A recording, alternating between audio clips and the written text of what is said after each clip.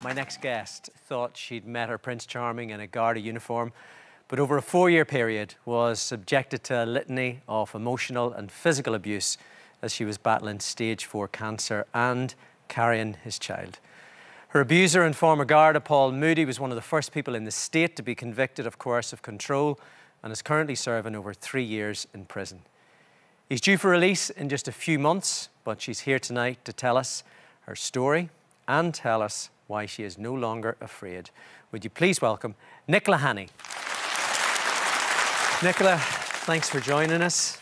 Thanks for coming on the show. This book is very, very powerful. It's also very, very harrowing. If you don't mind, let's go back to the start of the story when, like so many people, you were on a dating app, you swiped right, and you thought you'd found a perfect match. That's right, I did. It's crazy to think that just one swipe to the right can change your whole life. It came at a time when you were going through your own battle as well. Tell us about that. So, the year previous that I met Paul, I had stage 4 cancer. It was one of the toughest times of my life. And yet somehow you made it through that. I did. With a lot of love and a lot of support. I have great family and friends. What was Paul like whenever you guys first got together? Paul was great. Like, just even from the first message I remember, he just had that personality.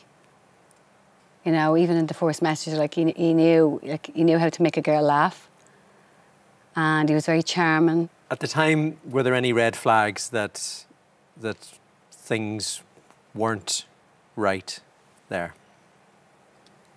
There was probably small little things that I don't think I even heard the word red flag at the time. But there was little things that now I know they're definitely red flags. But you maybe ignore them at the time because you want to have that relationship.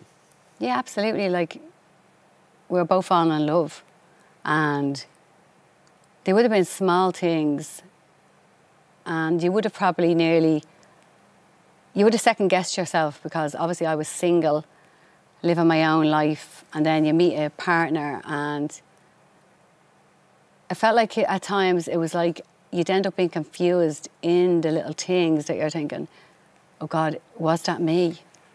Or was that him, because he was possessive and he was jealous? He wanted to see you all the time? Definitely, yeah. Every minute that, every single minute, he'd be calling me, ringing me as soon as I'd finished work, while I was working. But I just thought this guy's head over heels. And I was into him too. So it felt good. It just felt like he was just a little bit too excited, I would have said. Things came to a head a few times and you decided to end the relationship. And then you found out some other life-changing news. That's right. We had already broken up, and I discovered I was pregnant. So it was a bittersweet moment, I would say. I was starting to see the red flags and thinking I knew I couldn't be in a relationship with this man. So I just didn't know what to do. You know, I actually didn't know what to do at the time. And then, 5 months into your pregnancy, you found out some more bad news. Yeah, I'll never forget that day. The same thing what happened to me the first time. My hand was just drawn to my breast, and I found a lump again. The cancer was back. Yeah. And so Paul slowly comes back into your life. For so many people, the day your child is born is the happiest day of your life. For you, it wasn't like that, was it? He was just being Paul. He was being so cruel. But the level of abuse that he was hurling at you on that day, the nurse asked him to leave the hospital. They put him out of the building.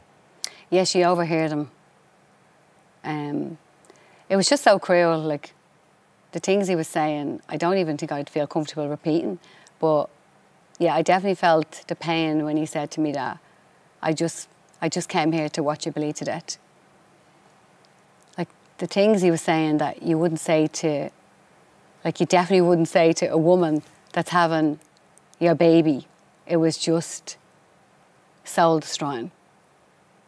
When you came out of hospital and went back home, there was another shock waiting for you, wasn't there? I went home and my whole apartment had been stripped. Every single thing for the baby, every single thing you can imagine, down to a toilet brush, to biscuits I had bought for all my... I had everything organised, you know, for all my visitors coming to see me and the baby, and every single thing.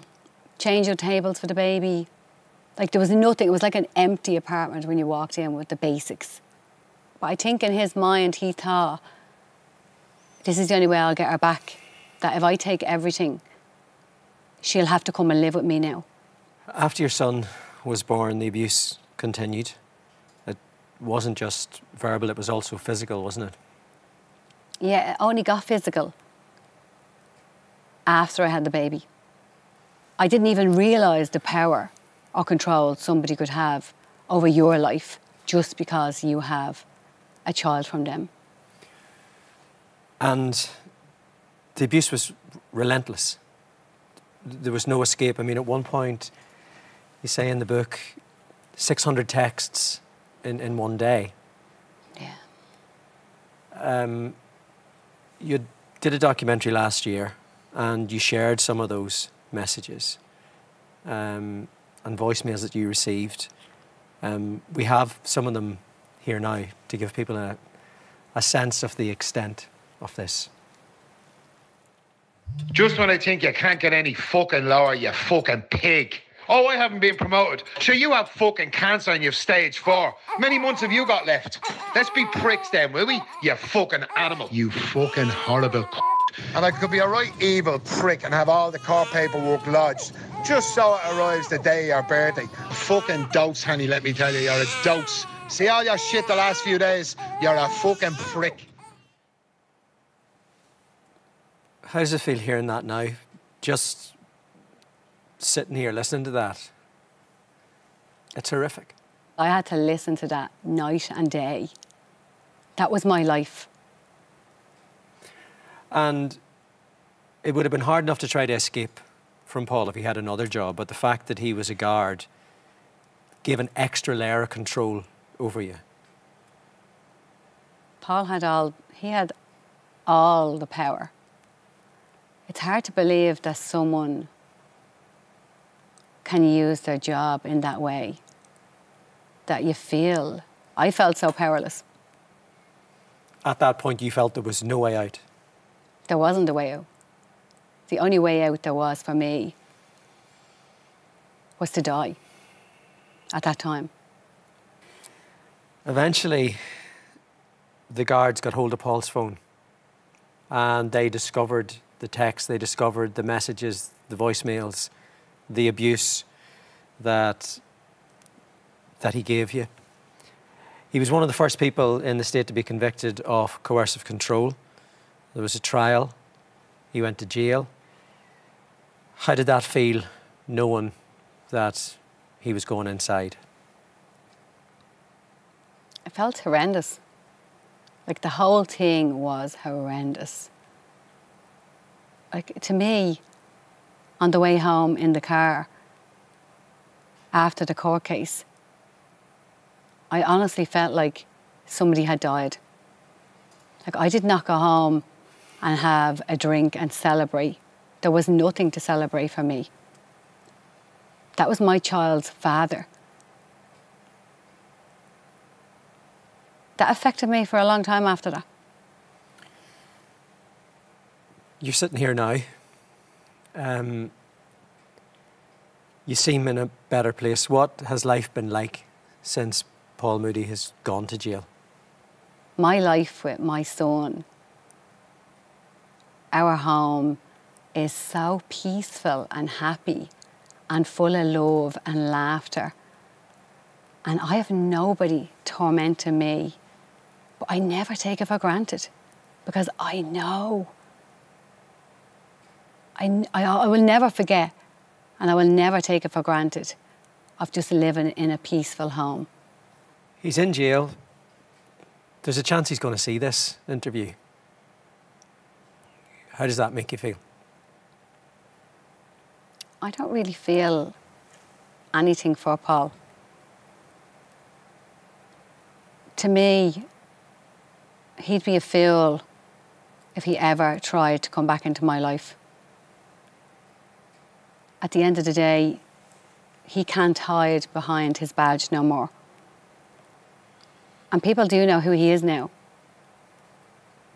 Like, I am not afraid of Paul no more. He's getting out of jail soon. When you think about that moment, where does your head go? I would say that he definitely picked the wrong girl to mess with. Listening to you tonight and seeing how strong you are, how do you feel? How's your health at the moment after all of this? Like, even just driving here today, I feel like I'm living a dream. Like, my little boy today won Student of the Week. Like, to me, that's a bigger win than the book. Like, I feel just so lucky to be alive. Like, I know I am one of the lucky ones. And I will never take that for granted. This is the book, Stronger, What Didn't Kill Me, Made Me. You've shared a lot tonight, Nicola, and you've shared a lot in this book.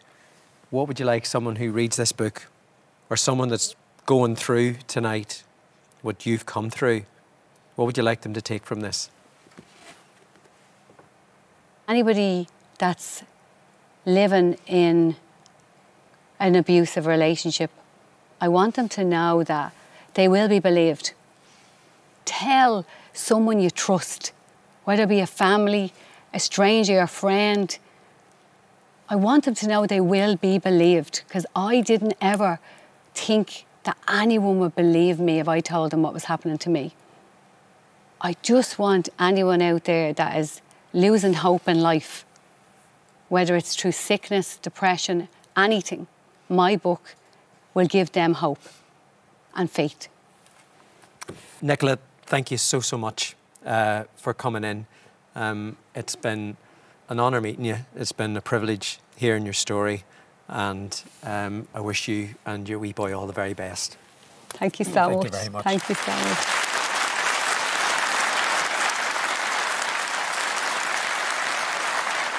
Stronger, What Didn't Kill Me, Made Me is out now. And of course, if you've been affected by anything that you've just heard this evening, help is always out there. Go to rte.ie/helplines.